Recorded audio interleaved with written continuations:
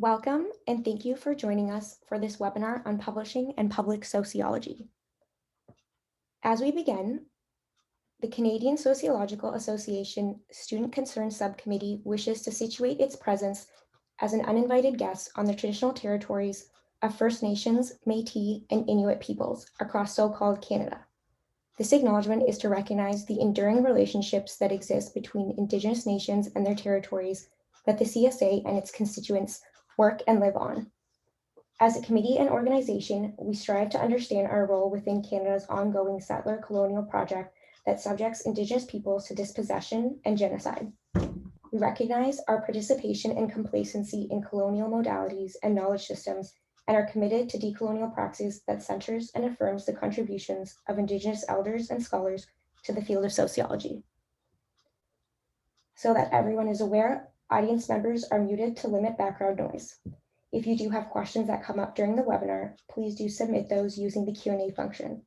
Your questions will be visible to all attendees and panelists, and audience members may also upvote questions to prioritize them. The panelists will address these questions during the open Q&A period. My name is Awish Aslam, and I'm the chair and central rep for the CSA Student Concern Subcommittee. Our subcommittee also includes our Eastern rep, Finbar Heffron, and our Western rep, Nicole Millette.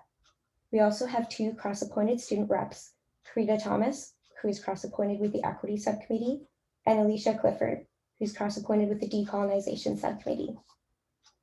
Additionally, our team includes two student communications volunteers, Molly Harper and Kira Mango, who promote all of our events and programming, including today's webinar.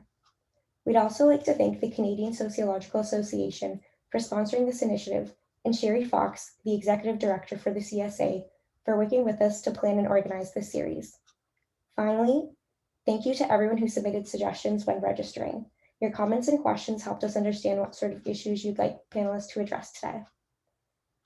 Turning to our panel, we have three speakers joining us today, so I'll start by introducing each of them. First, we have Dr. Pallavi Banerjee. Since 2015, Dr. Banerjee has been an associate professor in the Department of Sociology at the University of Calgary. Before this, she was a postdoctoral fellow at the Sociology Department at Vanderbilt University. She received her PhD in sociology from the University of Illinois, Chicago in December of 2012.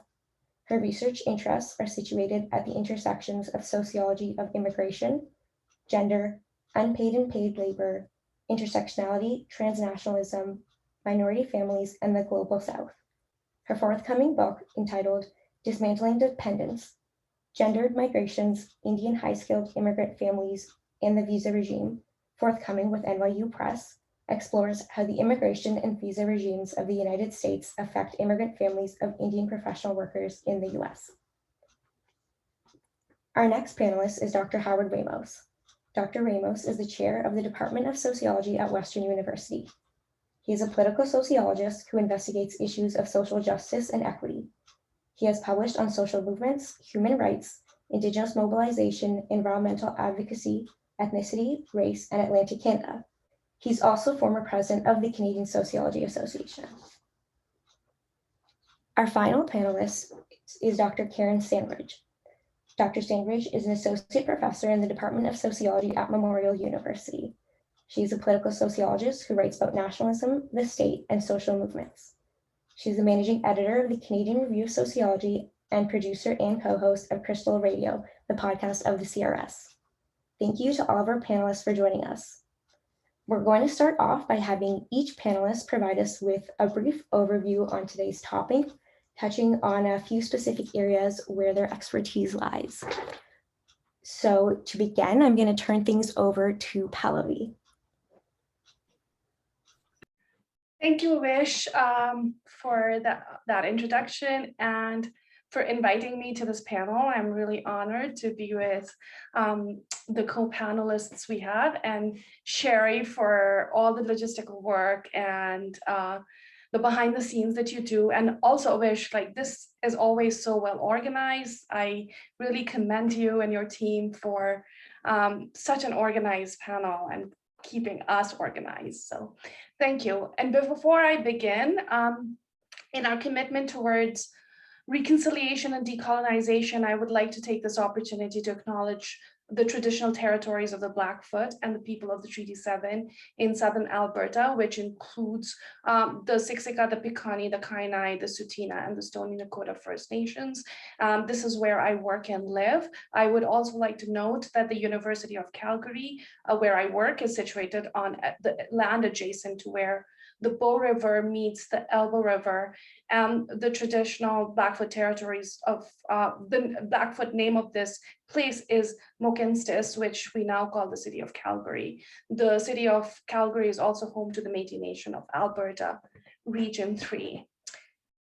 So with that, what I'm going to give a really quick overview of is writing a book, because I just finished my book, and this book emerged from my dissertation research, and it has been a very long process, but the first book usually is a long process. And in talking about the book, I'm also going to talk about public sociology and how it relates to a book project or writing a book.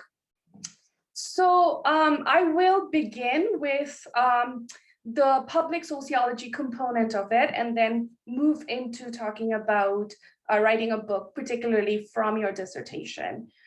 So public sociology, as we know, is an approach to sociology that aims to communicate with and actively engage with wider audiences beyond academia.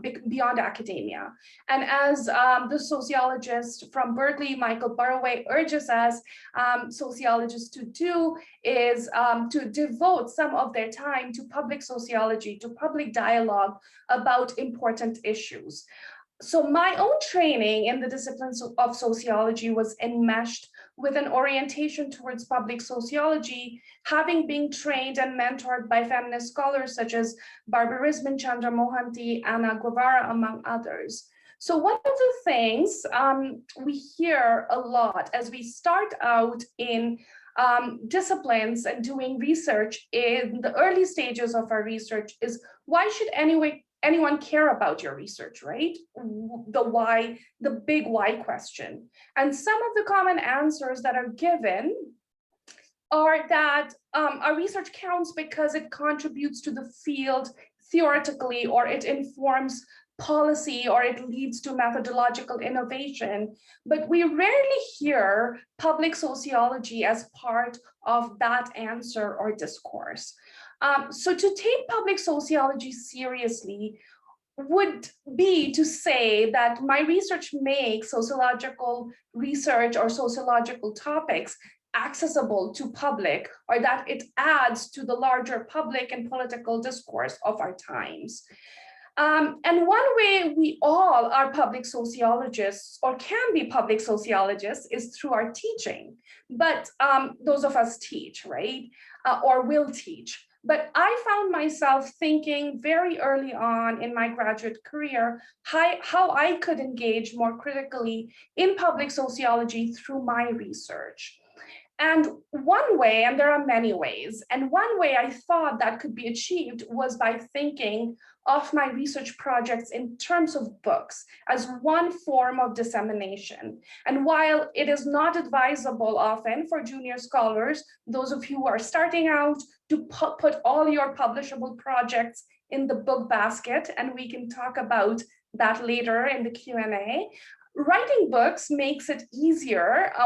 Writing a book is a very hard process, but what it makes easy is for sociologists to reach a wider audience than, for example, writing only research articles, which are typically read by the 100 people in your field, or maybe a few more if it is assigned in courses, if they are being read by students in various courses.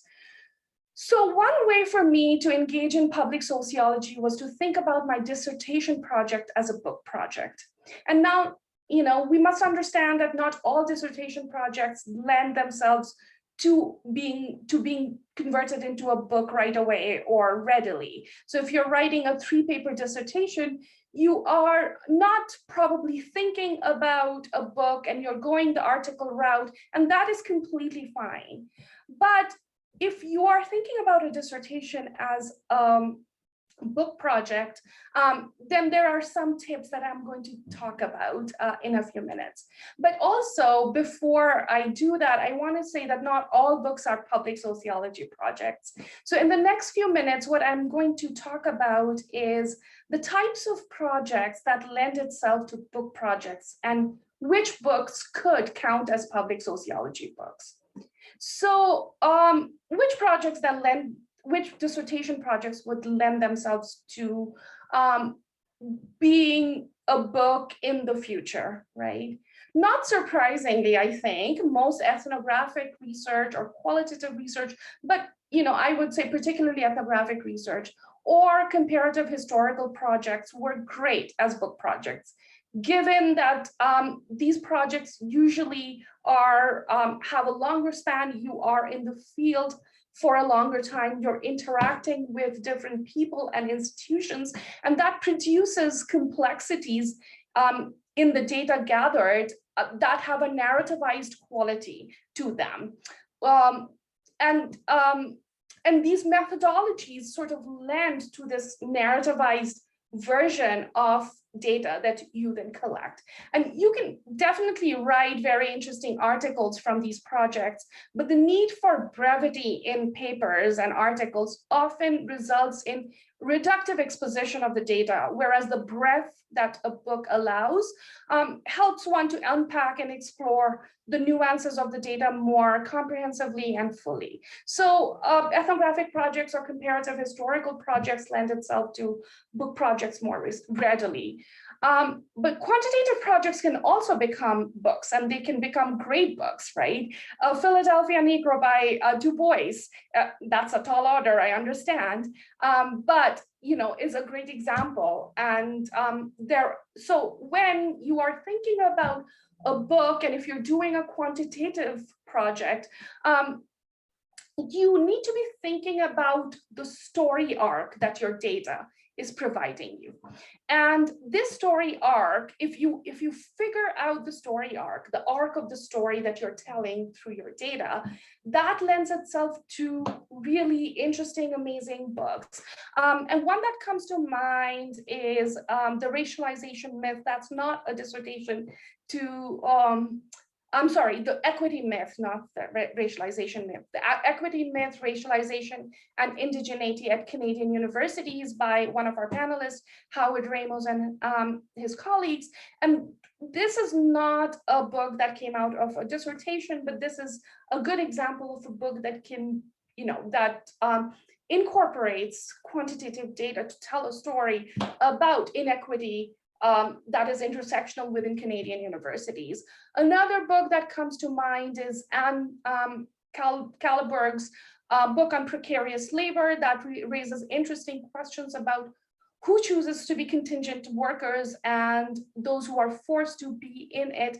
And this is examined through a large data set across multiple countries. So, so any project can lend itself to a book project if you have the story that you want to tell. And so at the onset of your dissertation, if you decide you want to write a book eventually with the project, you need to unpack some of the stories as you're writing the dissertation. So for the interest of time, I'm not going to get into the nitty-gritties of how to convert a dissertation into a book. That can come in the Q&A. But what I'm going to say next is which books then count as public sociology books, and what are some of the key characteristics of that? And I, in thinking about this talk, I thought of 4 key characteristics. So the first one is a research project that is oriented to praxis.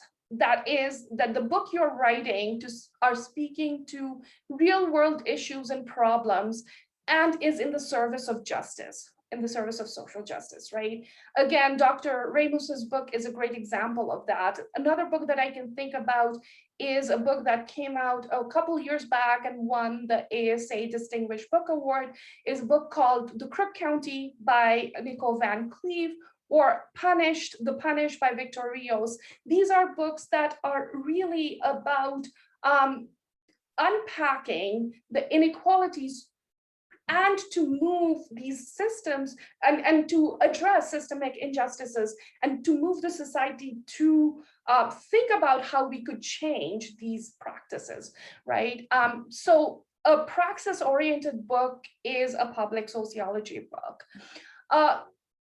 Then the book needs to have a strong empirical grounding, which by that, what I mean is that theories that you're positing in the book needs to be grounded in the social world, and that you and I walk every day. You don't have to jettison theory to make a book into a public sociology book, but you should not be using theory for the sake of using it, but to make sense of the disparateness of the data that you have. So I was recently reading a book that is very powerful and written for the public. It's explicitly written for the public. The book describes and details the effects of militarization and colonization, and provides an extensive and chilling account of what they look like on the ground. So as I was reading this book, in one of the chapters, there is a very chilling description of violence being meted out by a colonialist state. And at the end of this very chilling description is the author comes in with some theorization of what they were talking about. And that just created a dissonance for me. And I had to stop for a moment. And again, this is a public sociology book. It does a really good job, but it's also about knowing when theory informs the empirics that you are positing. So, for example, Alden Morris's book, which is based in the theory of racial exclusion in the production of knowledge within academia, traces the history of Du Bois as the architect of American sociology, and being denied that mantle becomes a theory in itself. Alden Morris talks about theory, but through this unpacking of the history of Du Bois as a scholar in sociology. So thinking about theory in a way that lends itself to praxis, I would say, is another way to think about a book that eventually will become a public sociology book. And of course, it has to be written in an accessible way. It has to be written in a way that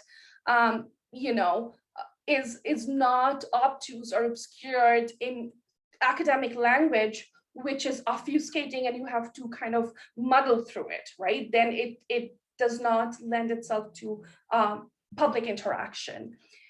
And the fourth point is sort of related to accessibility, but it also is that even though you want to make your book accessible, it does not mean that your research is not solid. You don't need to water down the heft of your research to be able to communicate what you want to communicate in an accessible language. So think about the project as you start as something that you can communicate to your neighbor or your aunt who is not an academic. Your mother will read anything you write, right? Even if she doesn't understand it. But it's accessibility along with keeping the heft of your research intact. And these are really hard things to do. And we can talk about them, we can break them down and talk about them later. But I don't want to take up more time. And I want our other panelists to talk about their writing practices. But I will stop here and we can get into the nitty-gritties of designing a dissertation that can become a book seamlessly and a public sociology book when we come to the Q&A. Thank you. Thanks, Pallavi. That was a really helpful overview. I'm sure people have a lot of follow-up questions. And now we're going to turn things over to Howard. Thank you, Awish, for organizing the event and the Student Concerns Committee, and Sherry. Let me echo Pallavi in a big thank you. And it's really hard to follow Pallavi, who did such a wonderful job at kind of introducing public sociology and a lot of the kind of contours and thinking about issues. And it's very kind of you, Pallavi, to cite the work from The Equity Myth. What I'd like to do is I'd like to try and share 5 observations when I think about the issues of publication and public sociology. So the first observation is that we are in a really amazing era where we have an unprecedented numbers of ways of being a sociologist. So as was mentioned with Burahoy's kind of argument around the 4 ways of doing sociology and making a case for public sociology, I would argue there are even more ways of being a sociologist than the 4 that he mentioned. And at the same time, there's an unprecedented number of venues that we can publish in. And this is what makes this period pretty complex to navigate. So one of the things that early career people have to navigate are predatory journals, thinking about putting things out in podcasts, which is not a written work, but is what I would say a publication.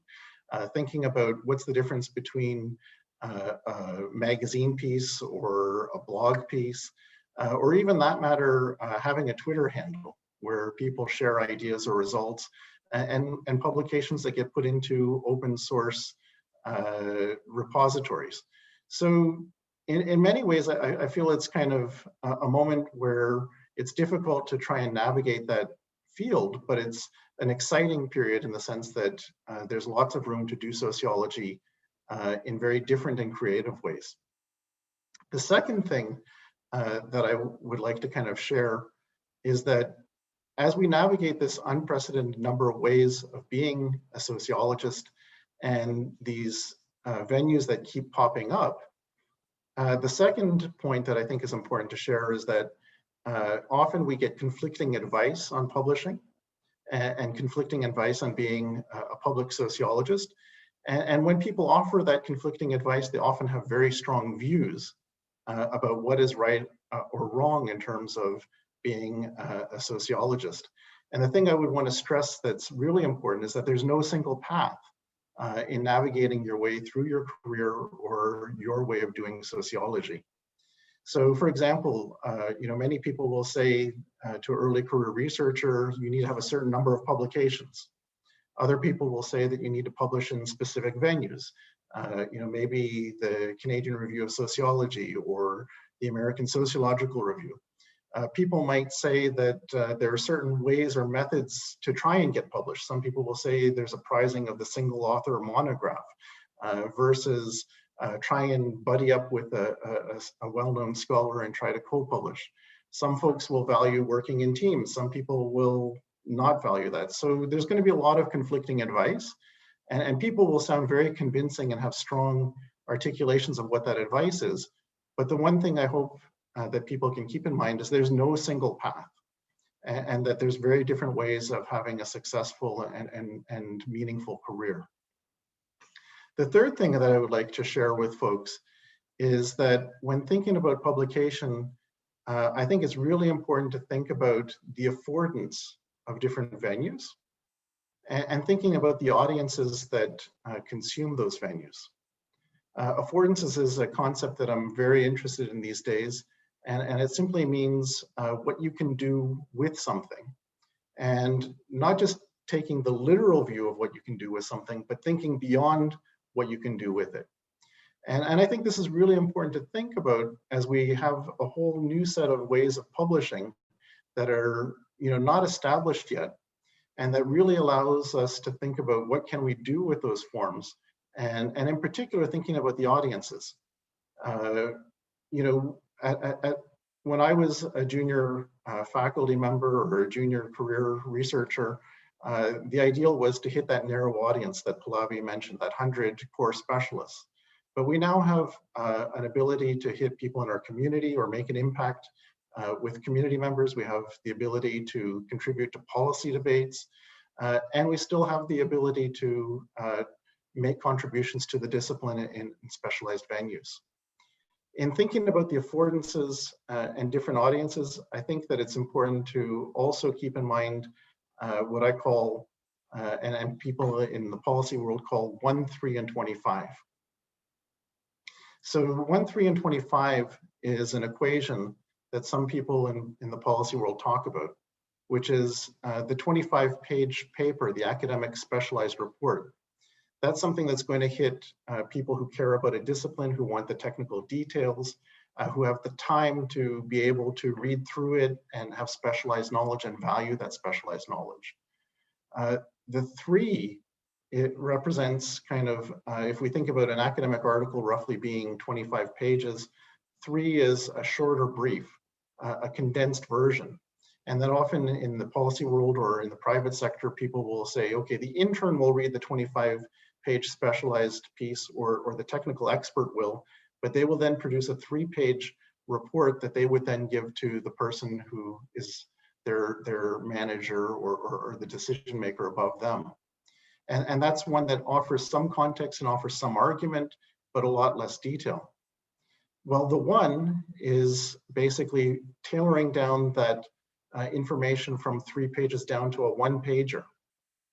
And people often argue that in this current moment where we have all kinds of information landing, people are working off their cell phones, they're getting emails and text messages.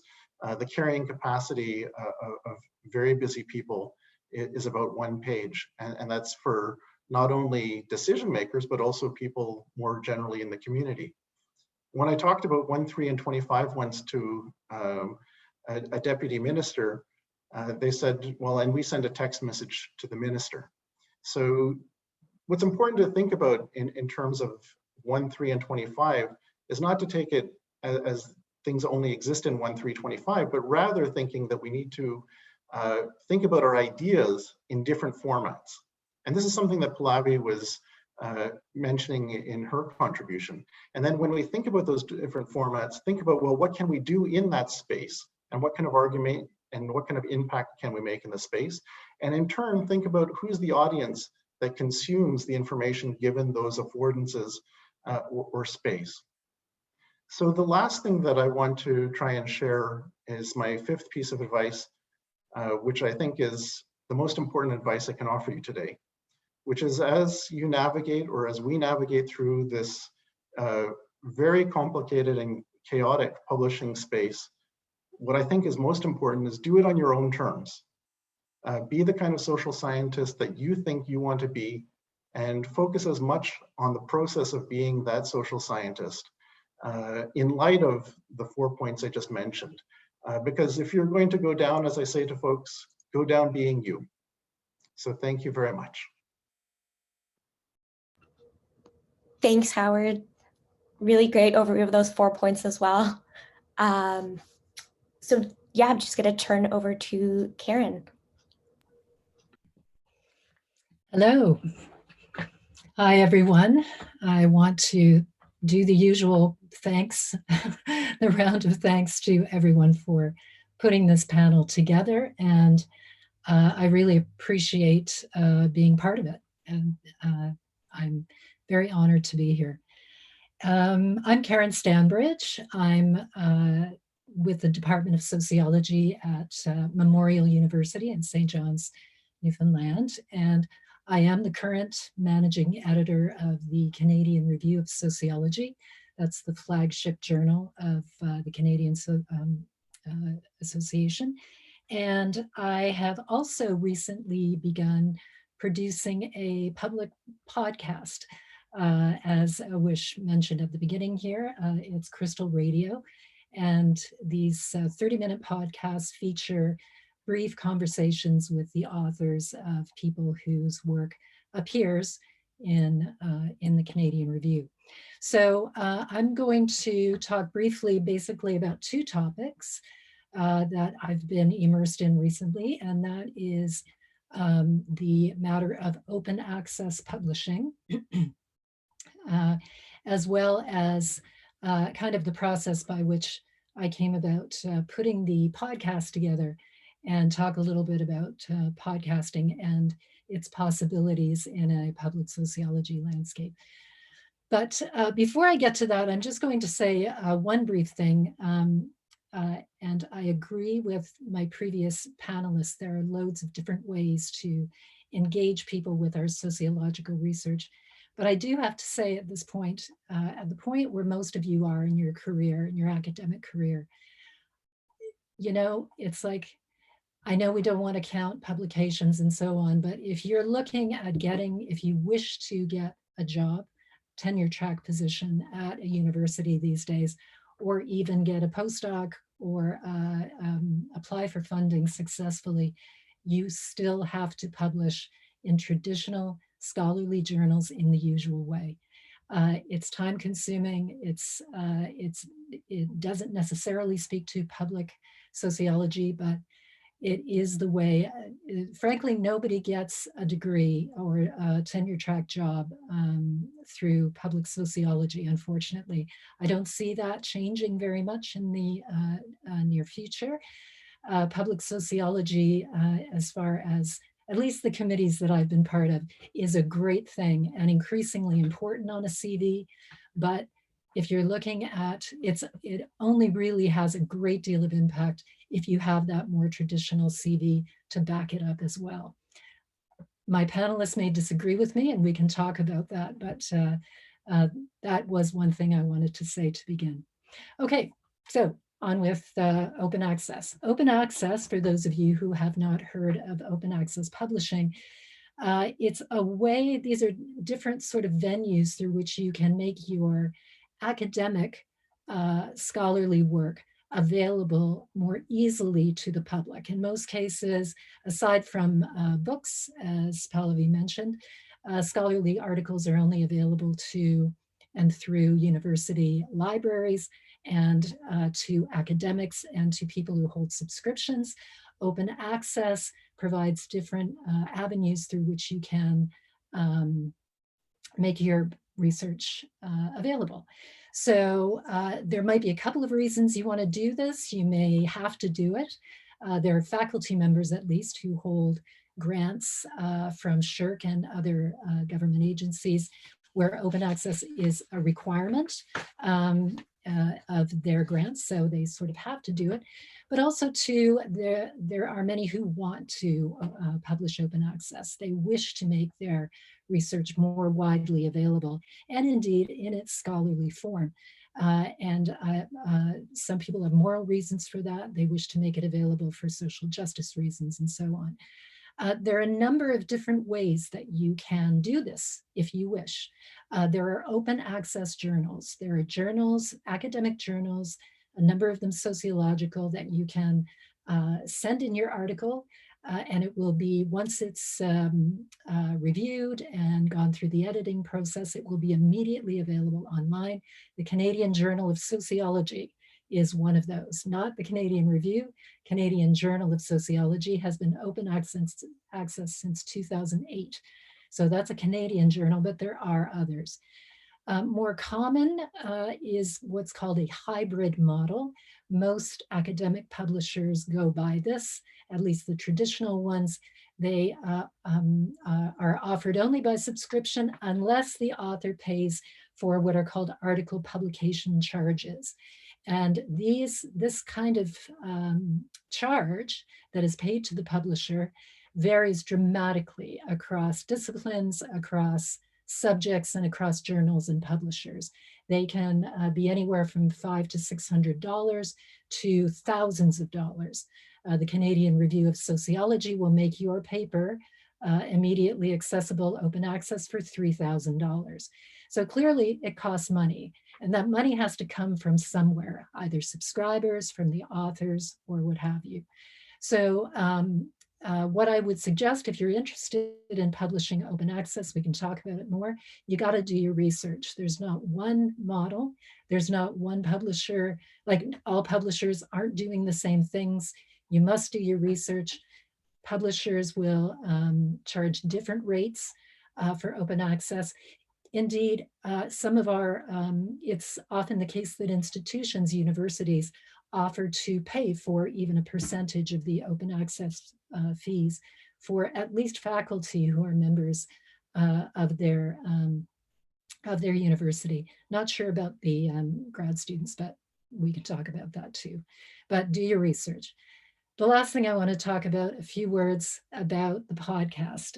The idea of having a podcast as kind of extra content for the Canadian Review of Sociology, we had talked about actually for a few years. And once the pandemic rolled around and summer came, I thought, well, maybe I'll give it a shot. I am not, I admit, a podcast listener, but I am a radio listener, and I'm a huge fan of CBC Radio 1, for example, news type radio magazine type of shows. So I started thinking, well, maybe I could put one of those together, to feature the content of the Canadian Review, make this research maybe a little bit more accessible, to talk to the authors directly about their research, and to make it a bit, punchier, maybe more publicly accessible than the scholarly works. So great, I've got this great idea. No idea how to do this. Zero. I used to make radio shows when I was an undergrad, but we were using reel-to-reel tape decks, which ages me horribly. So it was a very steep learning curve. Talked to a lot of podcasters, got a lot of advice. Very steep learning curve on the technology, but I tell you, it's been great. It's a lot of fun. People from the authors from the review have been very forthcoming and very ready to submit themselves to the not by any means stressful interviews that I submit them to. And it's been great. Our listenership has been going up as we continue to promote it. I'll just give you just a quick, well, we can do this later. I can show you the website and stuff later, but had to be a website designer too suddenly, so surprise. So yeah, listenership is going up. It's a lot of work. If you get your work published in the Canadian Review, absolutely contact me. I will want to interview you and get you on the podcast. If you're thinking of doing one yourself, remember, get the published articles out first. If you want to start a podcast, it does take some time, but it is a really neat way of kind of expanding your skills, and as well as expanding your knowledge of kind of the crowd of sociologists that exist. And that's it. Thank you. Thanks, Karen. That was a really, really helpful overview of open access and the podcast. I think people really appreciate your honesty. So I'm sure you're going to have some follow-up questions. So while the audience, takes some of that in, and submits their questions through the Q&A, we're actually going to give panelists a chance to pose questions to one another. I see Pallavi already has her hand up, so I guess I'll... I was just trying the hand up. It wasn't. But since you called on me, I do have actually a question that both Howard and Karen could probably respond to, and it's about the plethora of venues that we can publish in these days, right? And then this conversation about open access and not open access in the mix, and this question of predatory journals, right? And even as academics who've been around for a while, I think we sometimes get taken in by these predatory venues, whether it's in publication or even these days conferences, right? There are calls for these things. And some of these predatory journals sort of invite you by saying that this is open access, right? You pay money and you can publish. Whereas, as Karen pointed out, that even for anything open access, we do need to pay money. And, and those of us who write grants, we can write that in our grants and such. So, I think for the audience here, it might be good for us to talk a little more about how to decipher these and how to sort of navigate this kind of, the choices that we have. And some choices are, worse than others. So.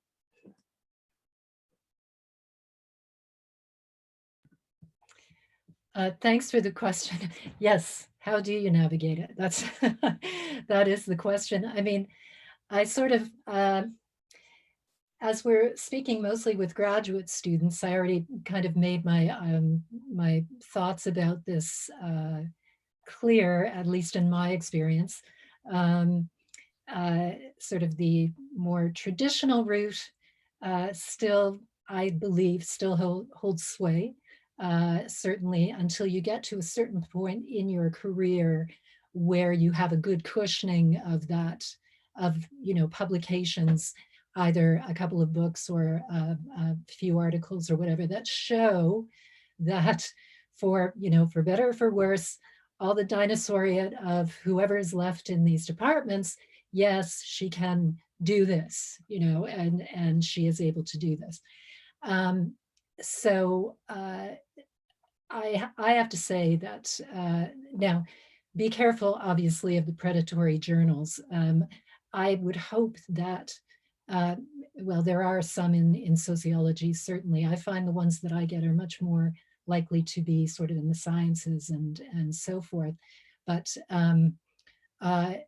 you know, certainly at a graduate level, publishing in the Canadian journals, Canadian Review of Sociology, not to toot our own horn, but it's a great journal, Canadian Journal of Sociology, and there are a few others. These are solid journals, have been in business for a long time. People know them, and they have a great reputation.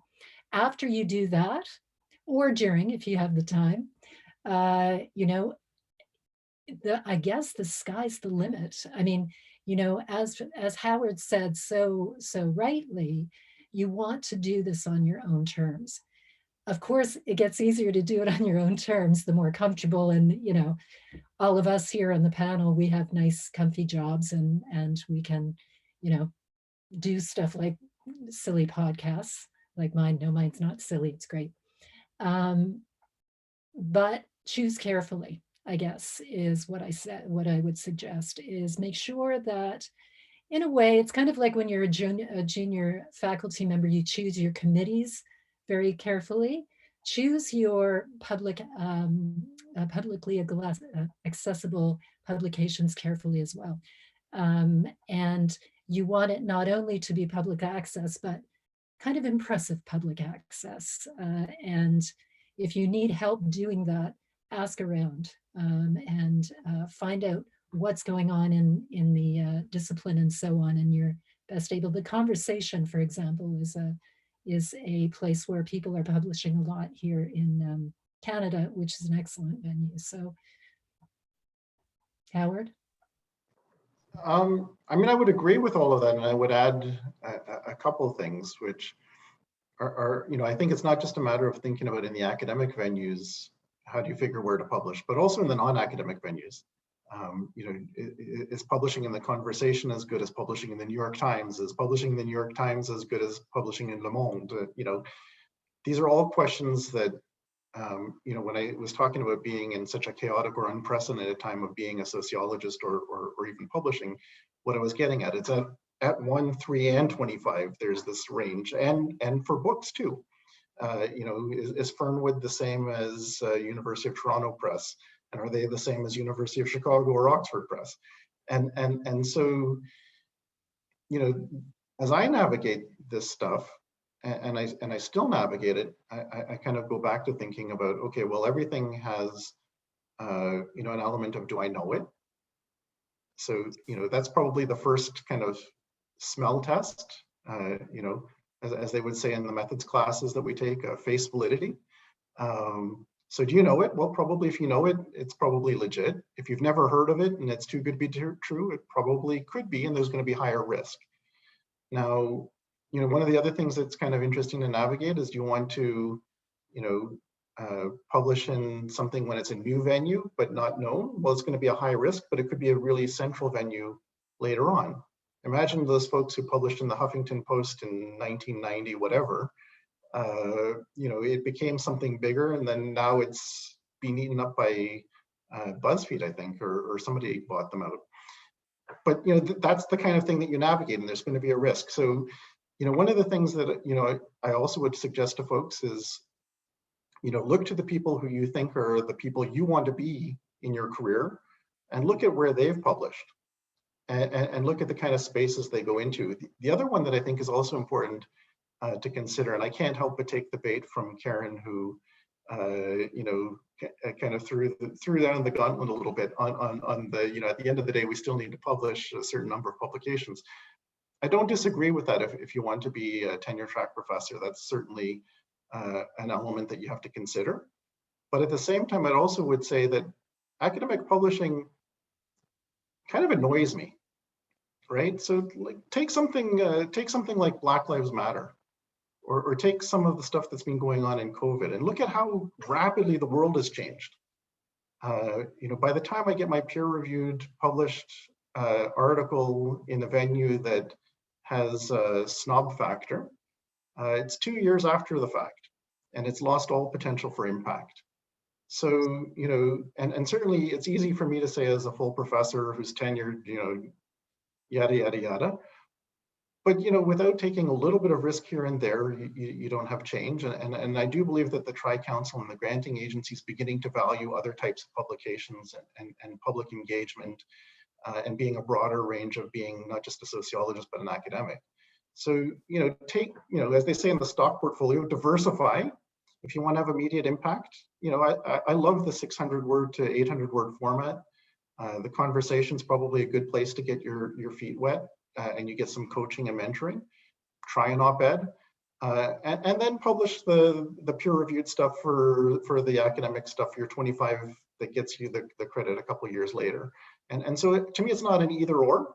It's a matter of what, trying to play with all of them. And I think that's the important thing to kind of consider, and just be very self-reflexive in that process. And it's kind of exciting to see a bunch of questions popping up too in the chat thing. So I feel that rather than me asking a question, maybe we can get to some of those too. Sure. Should we just take the questions, or how do you want to do this, Awish? I think they're pretty on topic, so it probably makes sense to go to some of the questions. All right. Okay, so I think there are 2 questions on public sociology, and a couple that are directed to me. So I can start there, and then I can Howard and Karen can take over. So the first question is that, for example, we might not. Okay, yeah. So as Howard was saying that, academic publishing takes so long, right? This book that I just published, it's taken me 10 years, and it's from the time that I started the project, like my dissertation research, to it being out, it's been 10 years. And yes, I have published other things from that. And that's what I meant a little bit about not putting everything in the book basket, but knowing what you want for the book and what you would be using for the different types of publications. And honestly, one of the first things that I published out of my project were 2 op-eds that I wrote when I was a grad student, and one that I wrote in the first semester of my postdoctoral fellowship. And I wrote those because the topic that I was working on was in conversation in the policy sphere and in the public sphere, and there was a lot of media buzz about it. And I thought that if I did not do something about this, my research really is, it was not about just jumping on the bandwagon. And I admit there was a bit of that. I was a graduate student, and I was or a postdoc, and I wanted a job, an academic job, and I wanted my topic to be relevant. But there was also this idea that I did this research for 5 years or whatever time that was. And if I don't enter the conversation that's so relevant to my research and wait for an article to be published in 3 years, it'll mean nothing at that time, or it may lose relevance. And I wrote a couple of op-eds, and I took help from my mentors at the time, right? I reached out to people I knew around me who had been writing op-eds for a while, right? My advisor was one of them, Stephanie Coons, who was written for the New York Times forever. I reached out to Stephanie Coons, and I was lucky that I knew them. They were in my network, and they looked over my op-ed, and those got published.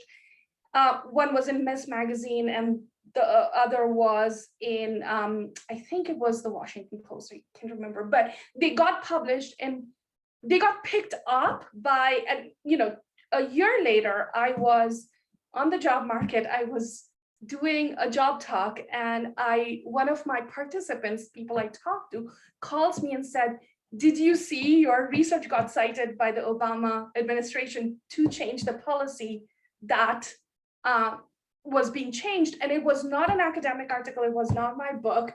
It was the op-ed pieces. So I absolutely agree with Howard that while you should keep public, I mean, you should keep writing those academic traditional articles in journals, also do things as they are unfolding. But, the little caveat that I have is do them well, and get help in writing an op-ed. An op-ed is a skill. It's not something that you just sit down and write in an hour. It takes a long time. It also goes through peer review process, not in the traditional sense, but the editor who's editing your op-ed will give you feedback, but get it read by people around you, people who are experts, people who've done it.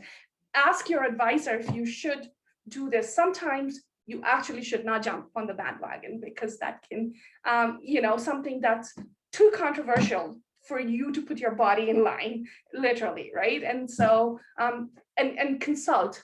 And because when we are desperate, we often think we need to do this right now, and we jump at it. So take some time, pause, but do it, would be my suggestion here. I mean, I would kind of add to that too, which is one of the things that's worthwhile. I wish somebody would have told me this when I was doing my first publications. Is they don't go away. So there are a few things that I've written in my earlier years that I've kind of gotten older and seen the world a bit differently, and I've kind of changed my mind on a couple of things. And it's fine. I don't have any regrets. But the bigger kind of consideration is also just remember that they do last, especially the peer-reviewed stuff or your dissertation. They're going to be around for the rest of your life, and I think it's fine to evolve as a thinker. But I think that sometimes when there's a really pressing kind of moment, that's something to keep in mind. And in terms of kind of, I know that one of the first questions in the chat box was about experiences. Some of the best experiences I have had were with the more established companies or venues. And some of the worst experiences I have had were with the newer, less established, and so that's something to keep in mind. But I still would sometimes do newer venues too. I wouldn't say no to it, because I have one publication that's in an academic journal that at the time was an unheard of journal that's now a fairly decent journal. And so that's also, again, it's a matter of weighing the risks. Yi-Yan asked me a question in the chat box specifically about when you're applying to jobs and you have multiple publications. I would say that this is going to be kind of weird advice, but I'll give it nonetheless, and I've given it to a number of people, which is, I always say that when you're going to apply to a job or you're thinking about a job, look at the webpage of the junior faculty and look at how they look. Because that's pretty much who's been hired over the last 5 to 10 years, and that's what the department values. And look at where those people have published and what kind of things they've published, and that's what that department's going to value. So there's no hard written in stone valuing of single monographs versus articles versus other things, but I think that that's a pretty good gauge. And I would say the same thing for writing. The Beatles got to be the Beatles. Now I'm getting dated by playing cover songs in Germany for 5 years, and they basically tried to act like the rock musicians that they liked. You can only get so far with cover songs, and eventually you have to get your own style. But that's a good way to try and get your feet wet. So if you want to do podcasting, listen to some podcasts and think about, what is the affordance of the podcast? You want to do op-eds, read a bunch of op-eds. You want to write a book, read books, which I know sounds like weird advice, but I think it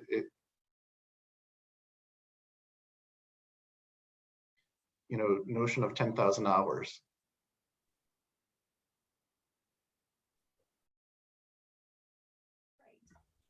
Sorry, folks. My internet connection is getting a bit unstable. I think it's okay now.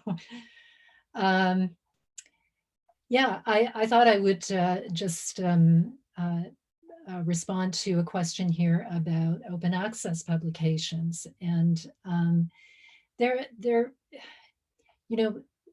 open access, I guess, has been actively talked about, like, by, say, the Federation of Humanities and Social Sciences. I think that they did their report, and as far as I know, the only report, I believe in 2010 or 2000, it's been quite a while, and there hasn't been any sort of update.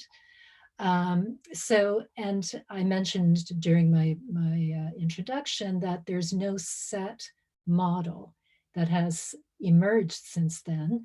I think we were all sort of hoping that there would be, that somebody somewhere would, corral all these cats and put them together in something that would be at least recognizable across different sorts of venues and so on.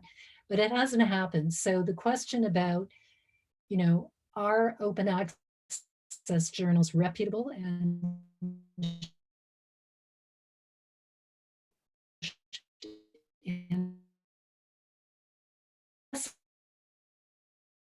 the open access journals, well, as Pallavi already mentioned,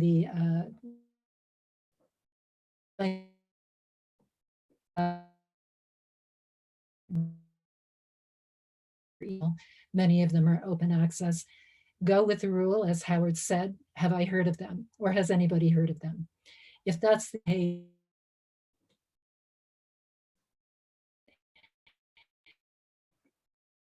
if it's open access entirely, unless that journal is known by a good number of people,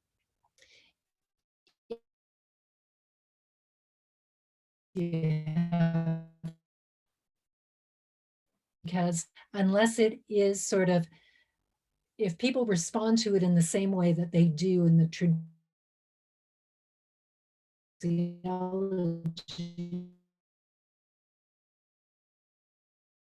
more traditional scholarly journal that was available through subscriptions that went open access, people have heard about that one. The newer ones, I can't say, but again, if there are people in your department, in your field, in your particular specialization area, as well, it depends on your specialization. I believe that open access is more common across the different fields of sociology. Best thing to do is to talk to people. I can't guarantee that it's going to be faster to publish in open access. One of the things that the Canadian Review has, I think, improved quite considerably over the recent years is the time to publication. And with that improving and with review processes happening very quickly, like articles are getting to print quite quickly. And if you are, for example, interested, and again, I am the managing editor, so I'm blowing the horn. We have in the journal, if you're not familiar with it, we have a committing sociology section that appears in each issue, each of the 4 issues of the journal every year. That is a non-peer reviewed place in which the material is, of course, reviewed by our editor, Tracy Adams, and goes through the copy editing process and everything. It's just not officially peer review, but you can get shorter pieces to press very fast. And so there are opportunities for open or more open, I guess, meaning either either in a hybrid model or getting to press more quickly. So if you can't get published, as the question said, in the high-end journals, would you move to open access? It depends. So just, get the information, talk to people. It may be worth your while. Can I add one quick thing to what Howard and Karen just said? So yes, I mean, I think this perception that if we go to newer journals or open access journals, it will be quicker. I think that's a false perception.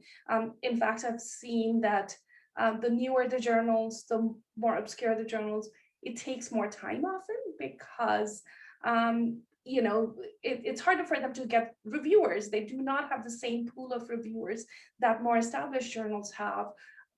Reviewers often feel more obliged to return their reviews quicker if, Canadian Sociological Association on Gender and Society, they're reviewing for them. I mean, it's not right, but that's what happens. And so I think that that perception is sort of a false perception, and I would echo that.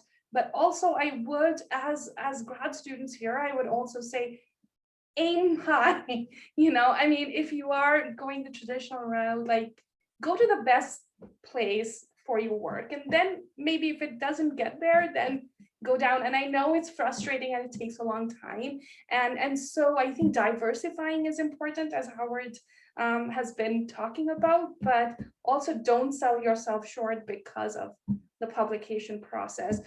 Sometimes an editor would see a value in your work that you may not see and may shepherd you through to publication, which happens. I mean, I've heard from new scholars, junior scholars, that I thought this piece was crap, and then the editor took it on and it became beautiful, right? Like, it can take time, but that would happen.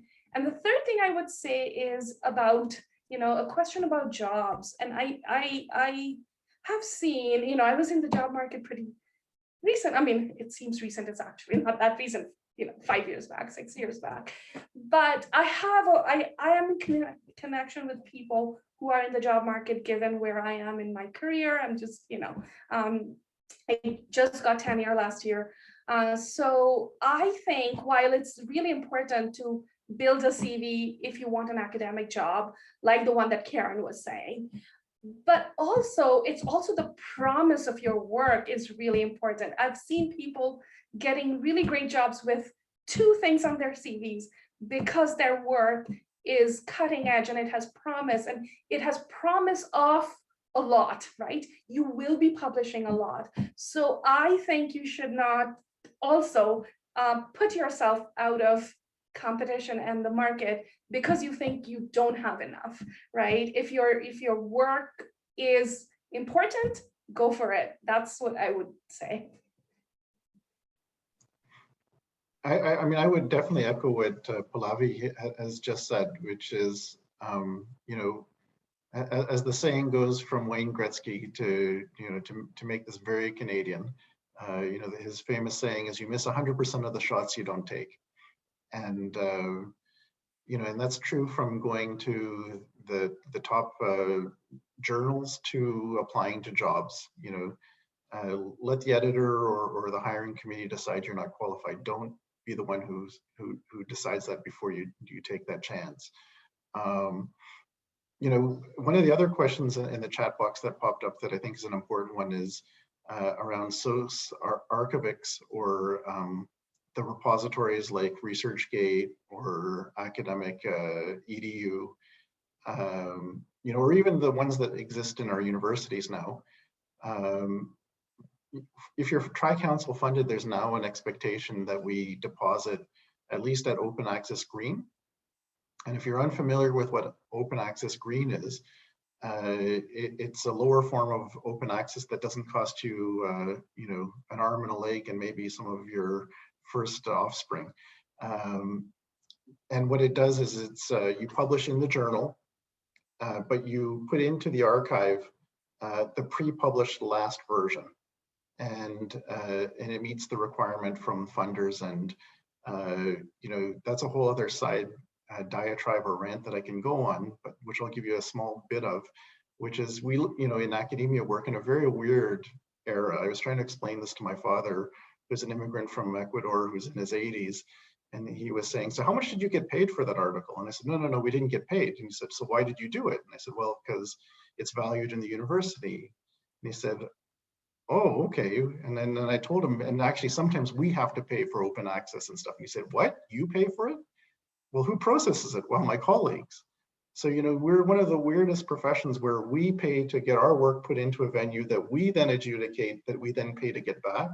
And open access is a way to try and bring some rationality back to this and have open exchange of information. So we're still in the early days of it, as Karen was mentioning, and we haven't progressed far on it.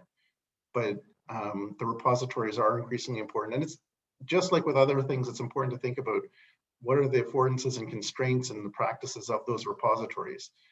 SOC's Archivex is probably a better repository in my mind compared to some of the other ones, which are a little bit more murky.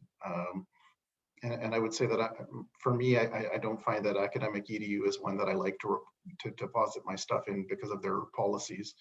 And for that matter, ResearchGate too, I rather put it into the completely academic nonprofit spaces.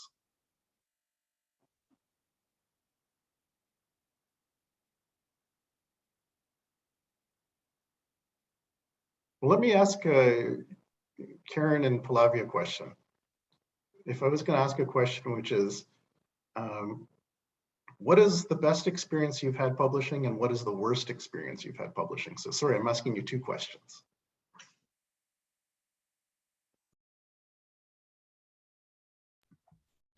Best and worst. Well, certainly one of my favorite reviews. I mean, we talk about the notorious reviewer number 2. One of my favorite reviews was of our book, Howard, on political sociology. That I mean, the book was obviously published, but there was one review of an anonymous reviewer who stated, I would never use a book for teaching political sociology, but if I did, it would be this one. So that was one of my favorite quotes. But probably one of my best experiences was with the Sociological Quarterly at a time when I was warned by everyone that publishing an article in a reasonable journal would take forever. And they were only more than helpful, fast, got it to print very quickly. And that was probably the best. The worst would just be hung out on the line by McGill Queens for about 3 years and then said no. Those are my experiences.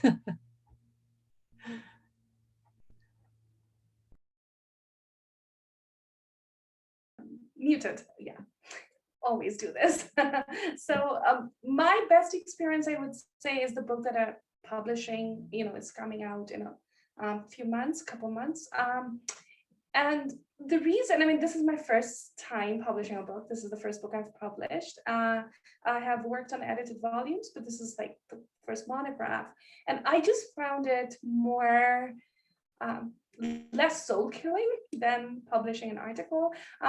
And the reason I say this is because the review process was long, and book publishing is long because people have to read the whole book and all of that. But I found the reviews to be really generative and detailed, and they were, while they pointed out the gaps in the book, they were meant to make it better and not.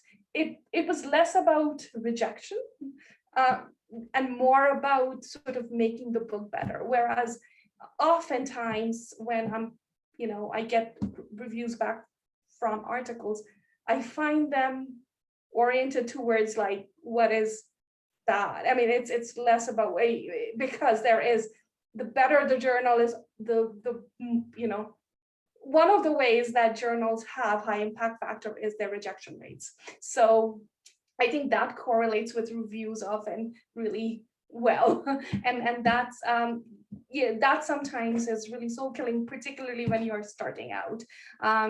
So I really found the review process on my book generative, particularly the second round of reviews, more than the first, and that was I really enjoyed it.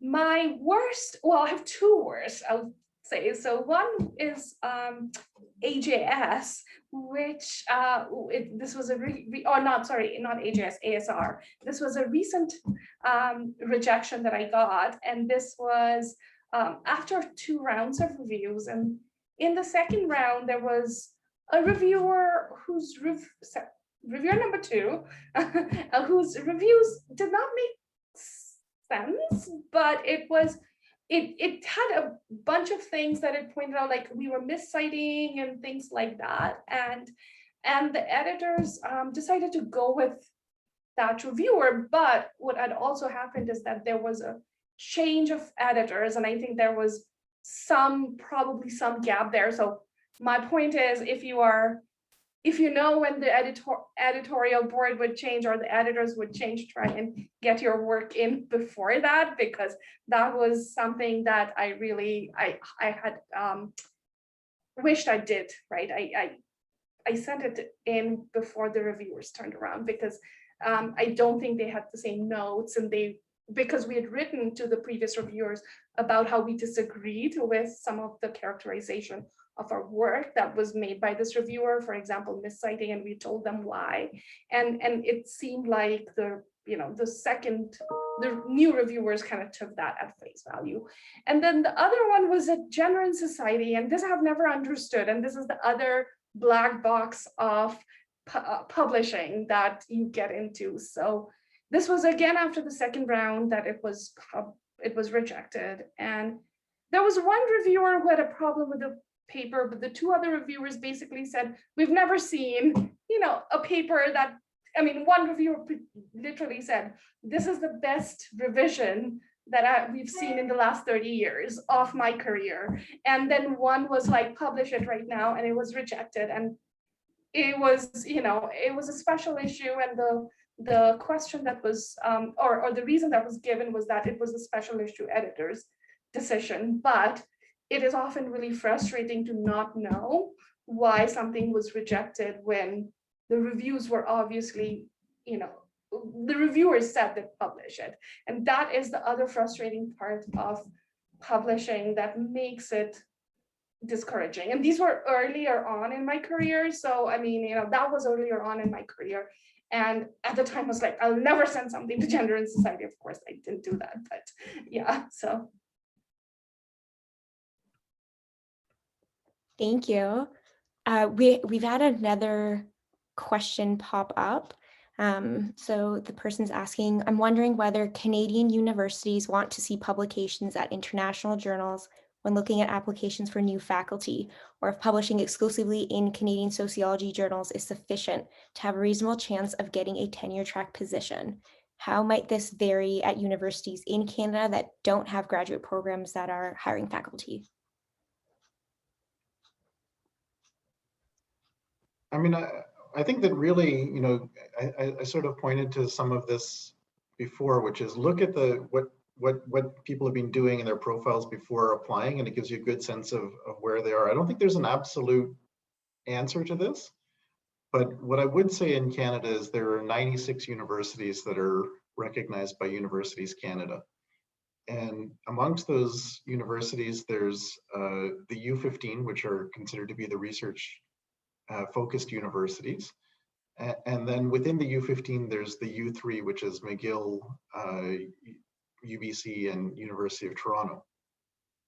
And I think that within each of these, there are different kind of practices and norms, and that kind of changes the dynamics. But there's always exceptions to, the norm. When I used to teach statistics, I used to say, and this is quite true, that there is no such thing as the average person. the average is just an ideal type that you compare against. And that's why, when people are giving advice, I often say, well, take it with a grain of salt. There's always, a very creative or innovative piece that uses, say, a technique that nobody's thought of. Now in our big data AI world, maybe it's the first sociologist to have ever done this and published in some computer science place, or about to publish it, and the hiring committee gets excited by that, or it's in-depth ethnography with a group of folks that people don't do ethnographies with, and people get excited. So one, it's knowing the different institutions. Two, it's knowing their hiring practices of the last few years. And then third, it's thinking about the kind of degree of what you're doing in terms of your work. The other thing that is weird advice, and I've had a bit of arguments with folks on this, is sometimes you can be too good. And certainly in outside of the U15, as you get into the more teaching focused schools, you can intimidate sometimes the hiring committee, that they will say, well, the person might land here, but we won't be able to retain them. That this is just they don't really care about teaching.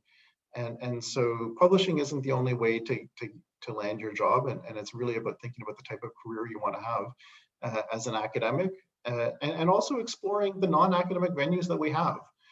It's a really exciting time in Canada, where data scientists are looking for social science, government and policymakers are looking for social science. Finally, the world is waking up to recognizing that we actually have some pretty important things to offer. I would like to say absolutely to that. There are, just as there are so many different places to publish now, that means that you can be a sociologist in so many different places. The traditional tenure track position, of course, is great, but there are so many other ways to to not only use, but to communicate and make a living off of your ability to sort of mobilize sociology. I was recently talking to another podcaster who is in New York. He's at CUNY in New York. And he's actually developed, well, he's had this podcast for, Howard, I think that you were on his podcast. He's a former Canadian graduate. Joe Cohen. Yes, yeah. We were chatting, and I mean, he's turned this, now granted, he's a tenure track position, but he's turned his podcast into sort of this production house where he's training graduate students, and then they go out and not necessarily do podcasts, but have this kind of added sort of skill to be able to go about doing sociology in sort of a different way. He was very proud of one of his graduates who went on to work at Pixar. He made sure to tell me that. Whether or not she's doing sociology there, I don't know. But, in many ways, I think that sociologists and other intellectuals can, in a way these days, as long as you don't want to be incredibly rich, you can piece together quite a creative and rewarding career in a lot of these different venues, and have a lot of different audiences, and yes, the tenure track job is there, and it's got all its benefits. But if sociology is your drive and you want to keep doing it, it really is quite exciting that you can build it. You have to be creative, but the tools are out there, and you can create really cool things. And to quickly add to that, I concur completely. I also, just quick example that was both encouraging and interesting to me. So I am organizing this session at American Sociological Association conference coming up. And this session is, I was organizing it with a grad student because I had this conversation with her, and she said that, she's feeling this anxiety, particularly now with COVID. She's on the market next year, and she's at Harvard, so she has that label, but she's still feeling really anxious, and she wanted these conferences to do something that's beyond just academia and focused on tenure track. So we decided to do this panel and invite sociologists who are, we call creative sociologists, right? Sociologists who are outside of academia.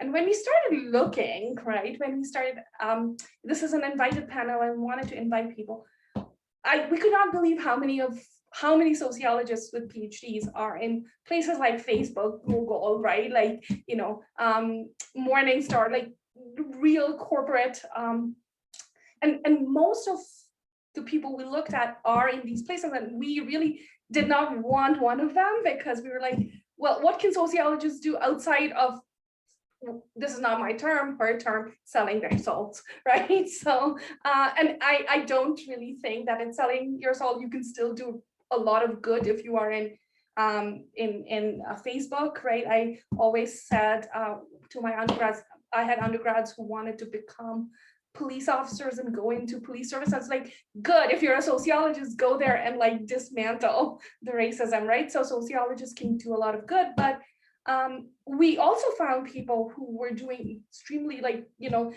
so one of the people who's coming was the campaign manager for Elizabeth Warren, and that's what she does with her sociology degree. Another person does labor organizing, and that's what she does with her sociology degree. So there's a wide range of jobs that require sociologists with our skills and our visions. So yeah, just to add to that.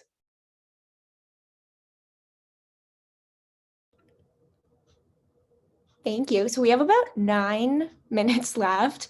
I'm wondering, Karen, did you want to pose a question to the other panelists? Well, do you want to come on the podcast?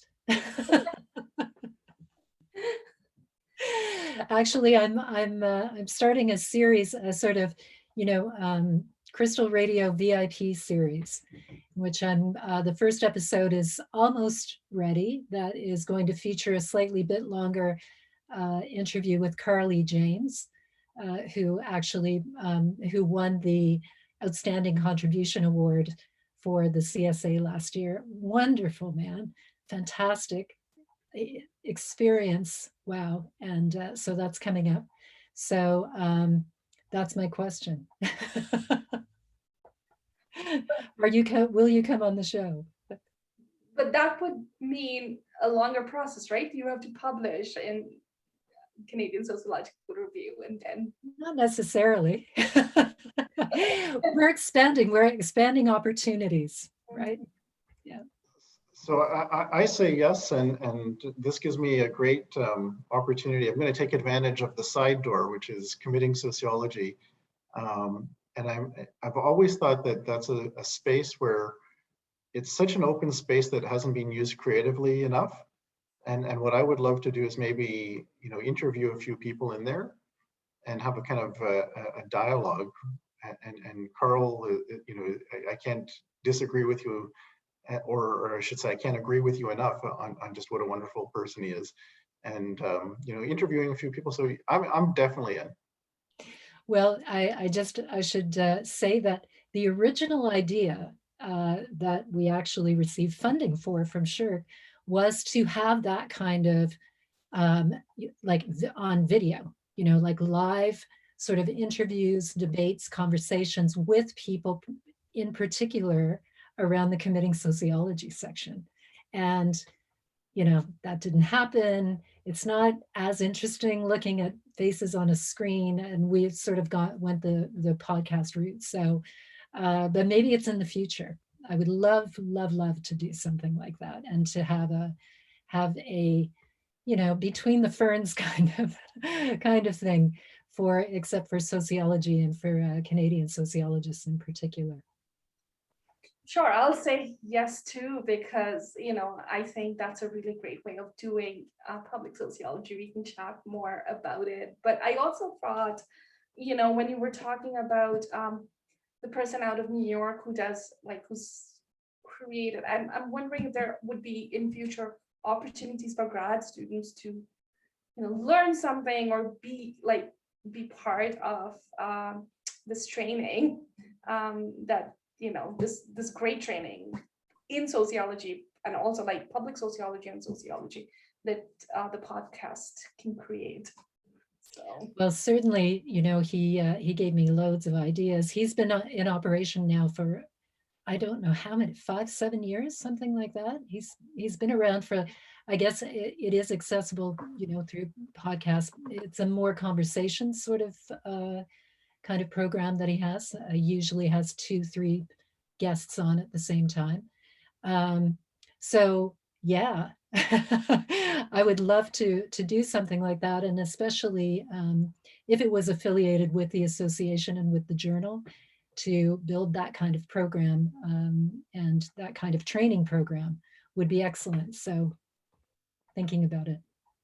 And for those of you who are looking for that podcast, it's called The Annex, and you can get it on all, you know, iTunes, you name it. And it's a great resource and really good interviews. He's a great interviewer, and so I can't, you know, it'd be very exciting to see a collaboration between podcasts, etc. I just saw 2 questions that popped up, and I know we have like very little time, but I'm going to try and take the first one because I promised I would, which is Aziz says, would you give us a few points to convert thesis into a book from a public sociology lens? Okay, so I would, the quick answer is, before you do that, read books that speak to you from a public sociology lens, right? So read books that you find accessible, that speak to you, that you think are important. And then, you know, and modeling is not, modeling your book after those books is a really, like, that's sort of a role model for books. So that's the start. The second thing, so that's point number 1. Point number 2 is, once you've written your dissertation, if it's from your dissertation, or once you've done the research for the book and have written a few things, take a step back, right? Take some distance, take a vacation. I said vacation from your dissertation, do other things, right? And then revisit, because then you'll be able to see things that are more obscure or obfuscated. And one of the key points in public sociology is you do not want to confuse people, right? Like, you do not want to use jargons that would be, that makes your project not accessible. You want to make it accessible while retaining, and I hate the word rigor, I wish we can change that word to labor, but the labor of research, right? The labor that you put into your research, and not obscuring that, but also making that prominent. But I think that vacation from your dissertation or your major project is important. Take a step back, and have people peer review parts of your book, right? So, I mean, you can call on your friends, you call on your community to have them read and see what makes sense and which parts of this book is really speaks to the public, and how it speaks to the public. Is it speaking to the political moment? Is it speaking to something that has been festering for a long time and has not been taken up? Or is it something that would make it big in a few years? It may not be relevant now, right? So these are things that people who have more experience in writing and in projecting will have than you. And it's true for us too. Like, you know, I'm not talking to you as junior scholars, I'm just talking to us as academic community. I think I'll leave it at that, the 3 points, because there's another question, and, you know, maybe Howard or Karen can take it. Well, quickly with that other question that just popped up, and then this reminds me of most meetings I chair. There, you know, you always at the last minute have more questions, which is good. The question was about how do you strike a relationship with a faculty member in publishing, and I would just recommend being honest and upfront about it, and where possible, do it through email, or have an author's agreement where everybody is very clear about what the role and expectations are, and don't be afraid to bring that up. It's pretty common, and I think it helps everybody in the long run, because, you know, in a 2-year process of getting something out, people can misremember or things change, and keep it as an ongoing conversation. Don't just consider it a document and be done. Have the document, revisit it if it takes time, and that helps avoid conflicts going forward. And if the professor says no, well, that's already a good sign that maybe that's not the right person to be working with.